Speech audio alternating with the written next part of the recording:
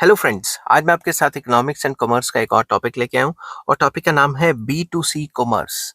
B to C commerce क्या होता है, चलिए शुरू करते हैं। This includes transactions between a business firm and its customers.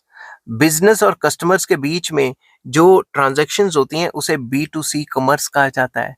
For example, मैं मार्केट गया और मैंने मर्सिडीज से कार खरीद ली। खैर इतनी मेरी हैसियत नहीं है, मर्सिडीज से मैंने कार खरीद ली। अब मर्सिडीज की जो कंपनी है, अगर मैं उससे कार खरीदता हूँ तो बिजनेस मैंने सीधा कस्टमर को सामान बेचा। समझिए बात। मैं दुकान पे गया बिस्किट खरीदने, मैंने बिस्किट खरीदा तो जो भी बिजनेस कर रहा था, दुकान खोल के बैठा था, उसने सीधा मेरे को सामान दिया और सीधा मेरे से पैसे ले लिए।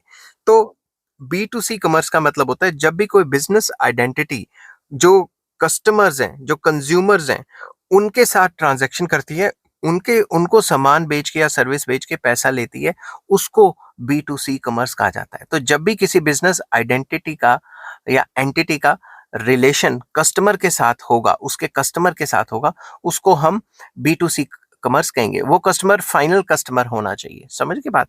अगर वो कोई और बिजनेस एंटिटी है, वो भी उसका कस्टमर माना जाएगा, बट वो बी टू बी कॉमर्स होगा, क्योंकि एक बिजनेस दूसरे बिजनेस को सामान बेच रहा है, डायरेक्टली कस्टमर या कंज्यूमर को सामान नहीं बेच रहा।